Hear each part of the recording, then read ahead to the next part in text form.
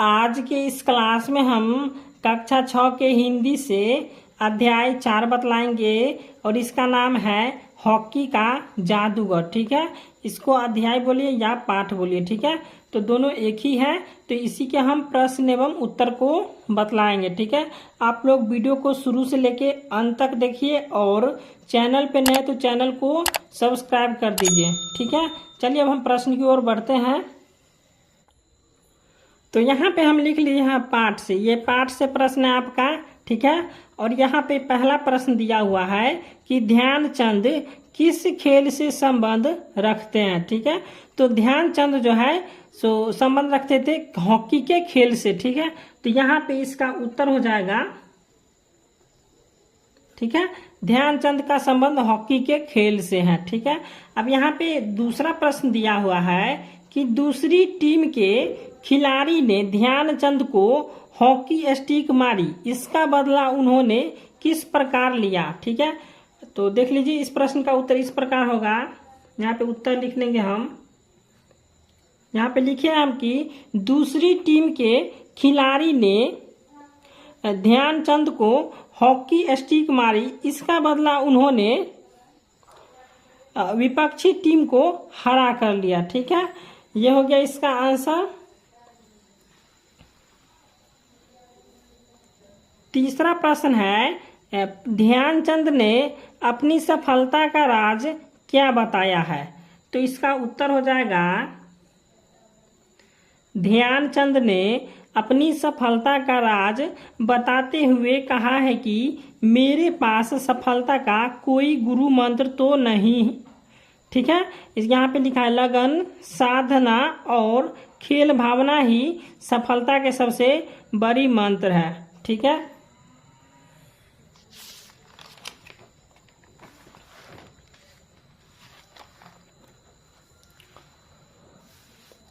प्रश्न संख्या 4 है दोस्त खेल में इतना गुस्सा अच्छा नहीं है, ऐसे ध्यानचंद ने क्यों कहा। तो इसका उत्तर हम लिखेंगे कि चोट खाकर दोबारा मैदान में लौटने के बाद ध्यानचंद ने एक के बाद एक 6 गोल कर दिए। यहाँ पे लिखा हुआ है 6। ठीक है, और इस खेल खत्म होने के बाद ध्यानचंद ने उस खिलाड़ी की पीठ थपथपाई और कहा दोस्त खेल में इतना गुस्सा अच्छा नहीं है। ठीक है, इसके बाद यहाँ पे लिखे हम मैंने तो अपना बदला ले लिया, अगर तुम मुझे हॉकी नहीं मारते तो शायद मैं तुम्हें 2 ही गोल से हराता। वह खिलाड़ी यह सुनकर बहुत शर्मिंदा हुआ। ठीक है, यही हो गया इसका आंसर।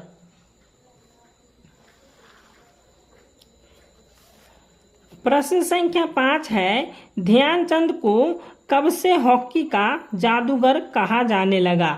तो इसका उत्तर हो जाएगा 1936 में बर्लिन ओलंपिक में ध्यानचंद को कप्तान बनाया गया और उस समय वे सेना में लांस नायक थे।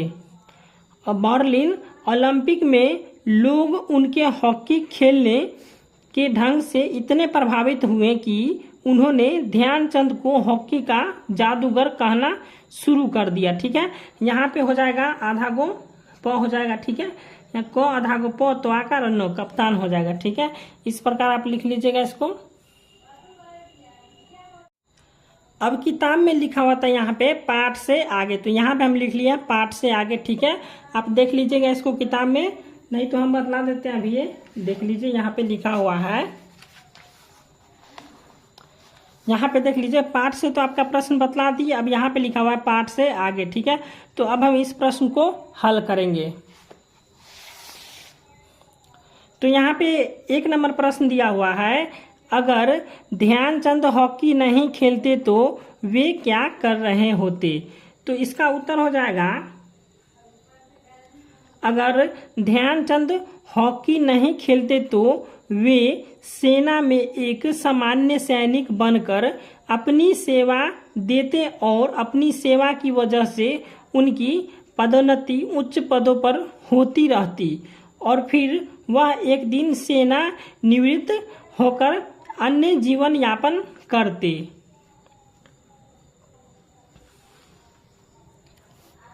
अब 2 नंबर प्रश्न है, ध्यानचंद की जगह अगर आप होते तो अपना बदला किस प्रकार लेते। तो इसका उत्तर हो जाएगा, हो सकता है कि मैदान में ही इस झगड़े का समाधान हो जाता और दोनों टीम के खिलाड़ी एक दूसरे से हॉकी स्टिक लेकर आपस में भिड़ जाते और खेल का मैदान युद्ध का मैदान बन जाता। ठीक है।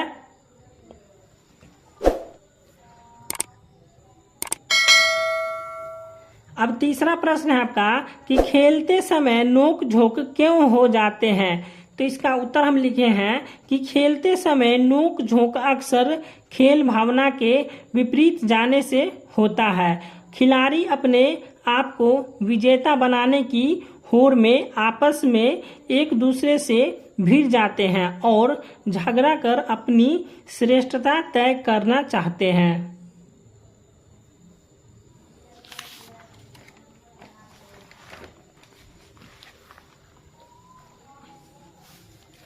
प्रश्न संख्या 4 है, विजेता बनने के लिए मनुष्य में क्या क्या गुण होना चाहिए। तो इसका उत्तर हम लिखेंगे, विजेता बनने के लिए मनुष्य में साहस, लगन, साधना और खेल भावना का गुण होना चाहिए। ठीक है। तो यहाँ पे पाठ से आगे का प्रश्न खत्म हो जाता है। इससे पहले हम बतला दिए हैं, प्रश्न देख लीजिए। यहाँ पे पाठ से प्रश्न था तो इसको हम बतला दिए हैं। उसके बाद पाठ से आगे का प्रश्न बतला दिए हैं। अब हम व्याकरण से प्रश्न को बतलाएंगे। ठीक है। तो यहाँ पे व्याकरण से हम प्रश्न को बतला देते हैं। देख लीजिए, 1 में दिया हुआ है कि थोड़ी देर बाद मैं पट्टी बांधकर फिर मैदान में आ पहुंचा और आते ही मैंने उस खिलाड़ी की पीठ पर हाथ रखकर कहा, तुम चिंता मत करो, इसका बदला मैं जरूर लूंगा। तो मेरे इतना कहते ही वह खिलाड़ी घबरा गया। ऊपर के वाक्य में यहाँ पे लिखा मैंने, उस, तुम, इसका, मेरा, इतना, वह आदि शब्द संज्ञा की जगह आए हैं तो ऐसे शब्द सर्वनाम कहलाते हैं। और यहाँ पे लिखा हुआ है संज्ञा के स्थान पर प्रयोग किए जाने वाले शब्द सर्वनाम कहलाते हैं। तो इसका प्रश्न दिया हुआ बनाने के लिए, चलिए इसको हम पहले बतला देते हैं। तो यहाँ पे सर्वनाम का भेद लिखा हुआ। ठीक है। तो सर्वनाम के कितने भेद होते हैं तो यहाँ पे देख लीजिए, सर्वनाम के निम्नांकित 6 भेद होते हैं। पहला हो जाता है क में पुरुषवाचक सर्वनाम। तो इससे हम क्या कहेंगे कि जो शब्द बोलने वाले के लिए और कोमा लगा हुआ है सुनने वाले के लिए या किसी अन्य के लिए प्रयोग किए जाते हैं पुरुषवाचक सर्वनाम कहलाते हैं। जैसे में हो जाता है मैं, तुम, वह। इसके बाद ख में है निश्चयवाचक सर्वनाम। तो यहाँ पे हो जाएगा जिन शब्दों का प्रयोग किसी व्यक्ति या वस्तु की और संकेत के लिए किए जाए तो वे निश्चयवाचक सर्वनाम कहलाते हैं। जैसे उस, इसका, इतना। उसके बाद ग में है अनिश्चयवाचक सर्वनाम। तो इसको हम बोलेंगे जिन शब्दों के प्रयोग से किसी निश्चित व्यक्ति या वस्तु का बोध नहीं होता वे अनिश्चयवाचक सर्वनाम कहलाते हैं। जैसे कोई, कुछ। उसके बाद घ में दिया हुआ है प्रश्नवाचक सर्वनाम। तो इसको हम पढ़ेंगे प्रश्न के लिए जिन सर्वनाम शब्दों के लिए प्रयोग किए जाते हैं वे प्रश्नवाचक सर्वनाम कहलाते हैं। जैसे कौन, क्या। उसके बाद अंग में है संबंधवाचक सर्वनाम। तो इसको हम बोलेंगे जिन शब्द से किसी व्यक्ति, वस्तु या घटना का संबंध जोड़ा जाता है वे संबंधवाचक सर्वनाम कहलाते हैं। जैसे में हो जाएगा जो, से, जिसने, जैसे, जैसा, तैसा। उसके बाद च में है निजवाचक सर्वनाम। तो इसको हम लिखेंगे जिन शब्द का प्रयोग कर्ता अपने के लिए करता है वे निजवाचक सर्वनाम कहलाते हैं। जैसे में हो जाएगा अपना, स्वयं, आप ही। अब यहाँ पे इसका प्रश्न दिया हुआ है। यहाँ पे दिया हुआ निम्नलिखित वाक्यों में मोटे अक्षरों में छपे सर्वनाम के भेद सामने कोष्ठक में लिखिए। तो यहाँ पे क में है कि कौन खा रहा है, तो इसमें हम बतलाए थे कौन बतलाए थे, कौन कौन सा सर्वनाम है। तो यहाँ पे कौन हो जाएगा प्रश्नवाचक सर्वनाम। उसके बाद ख में है मैं, तो मैं का हो जाएगा अपना, यहाँ पे लिखे मैं अपने काम पर लौट आया। तो इसमें मैं कौन सा सर्वनाम है, तो मैं हो जाएगा पुरुषवाचक सर्वनाम। उसके बाद गौ में है यही मेरा घर है, तो यहाँ पे यही कौन है, तो यहाँ पे हो जाएगा यही निश्चयवाचक सर्वनाम हो जाएगा। उसके बाद घ में है जैसी करनी वैसी भरनी, तो इसमें कौन जो है सो सर्वनाम है, तो यहाँ पे जैसी जो है सो संबंधवाचक सर्वनाम है। उसके बाद अंग में है मैं स्वयं चला जाऊंगा, इसमें कौन सा सर्वनाम है, तो यहाँ पे स्वयं है, स्वयं कौन सा सर्वनाम हो जाएगा निजवाचक सर्वनाम हो जाएगा। उसके बाद च में है कुछ तो किया करो, तो यहाँ पे कुछ कौन सा सर्वनाम हो जाएगा अनिश्चयवाचक सर्वनाम हो जाएगा। ठीक है, अब इसके हम दूसरे प्रश्न को बतलाएंगे। प्रश्न संख्या 2 है इन शब्दों से वाक्य बनाइए। तो वाक्य बनाना है पहला धक्का मुक्की, तो धक्का मुक्की का हो जाएगा बस में चढ़ते समय धक्का मुक्की होती है, तो ये हो जाएगा इसका वाक्य। अब यहाँ पे लिखा हुआ है नोक झोंक, तो नोक झोंक का क्या करना है वाक्य बनाना है, तो इसको हम बनाएंगे खेल के मैदान में खिलाड़ियों के बीच नोक झोंक होती है। उसके बाद है बार बार, तो बार बार हो जाएगा सफलता पाने के लिए बार बार मेहनत करना पड़ता है। उसके बाद है जैसे जैसे, इसका वाक्य बनाना है तो लिखेंगे जैसे जैसे राजा की उम्र बढ़ रही है वह पहले से ज़्यादा मेहनती हो गया है।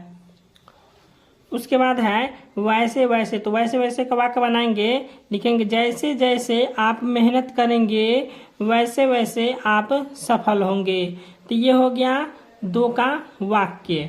पे ये 3 नंबर प्रश्न है कि इन वाक्यों में क्रिया शब्द को रेखांकित कीजिए। जैसे यहाँ पे 3 का क में दिया हुआ है खेल में, तो यह सब चलता ही है, तो यहाँ पे चलता कौन हो जाएगा, चलता हो जाएगा आपका क्रिया।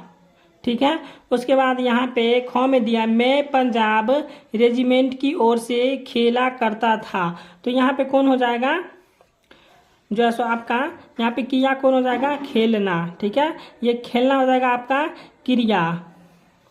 उसके बाद गौ में है बाद में हम झांसी आकर बस गए, तो यहाँ पे आना क्या हो जाएगा क्रिया हो जाएगा, इसको हम आकर बोलते हैं।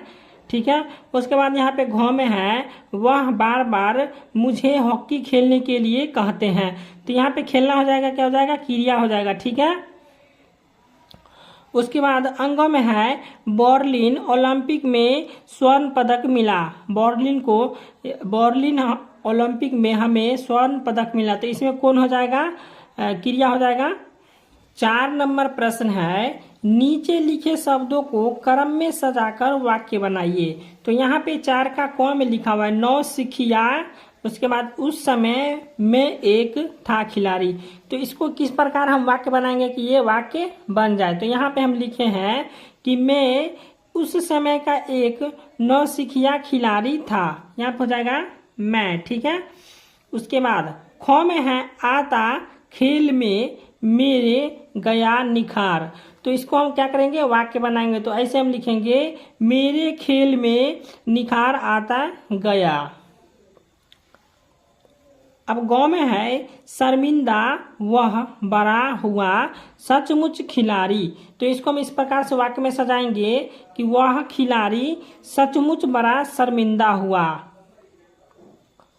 उसके बाद घ में है ले जाया मैदान से बाहर मुझे गया, तो इसको हम वाक्य में सजाएंगे तो इस प्रकार से लिखेंगे मुझे मैदान से बाहर ले जाया गया।